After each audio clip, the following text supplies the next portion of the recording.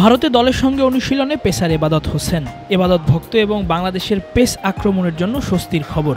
অবশ্য দলে না থেকেও এবাদত যে ভারতে যাচ্ছেন এটা অনেক আগে থেকেই জানা সবার। বিমানবন্দরেও দেখা গেছে টি-20 দলের ক্রিকেটারদের সঙ্গে হয়ে যাচ্ছেন এই পেসার। সেদিন গায়ে ট্রাভেল টি শার্ট না থাকলেও অনুশীলনে যখন দেখা গেল তখন অন্য সবার মতোই বাংলাদেশ দলের প্র্যাকটিস কিট গায়ে শরীফুলের সঙ্গে নেটে করে গেলেন ফুল রিদমে বোলিং।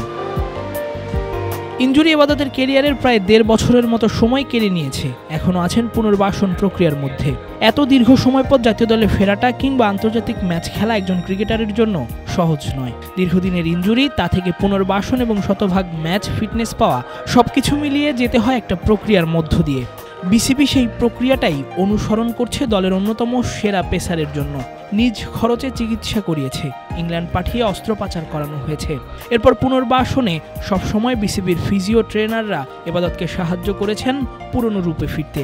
এখন সবথেকে গুরুত্বপূর্ণ দলের সঙ্গে মানিয়ে নেয়া, 1.5 বছরে যে মরিচা ধরেছে তাতে শান দেয়া।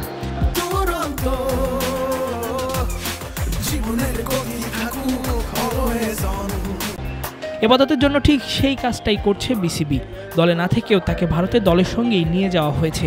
জাতীয় দলের ট্রেনার, ফিজিও এমনকি বোলিং কোচের অধীনে থেকে পুনর্বাসনের শেষ পর্যায়ে এসে আন্তর্জাতিক ক্রিকেটের বিরতি পুষিয়ে নেয়ার চেষ্টা করছেন।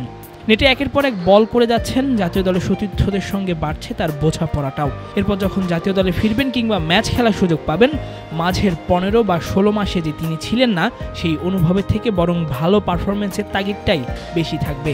এবাদতের জন্য বিসিবির এই প্রক্রিয়া অনুসরণ করাটা তাই ধন্যবাদ প্রাপ্য।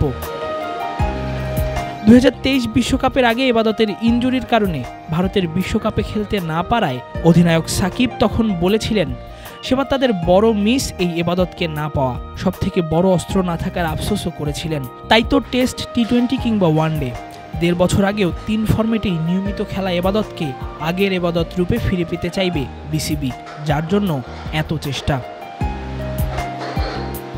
তাসফিক পলক, ক্রিক ফ্রেঞ্জি।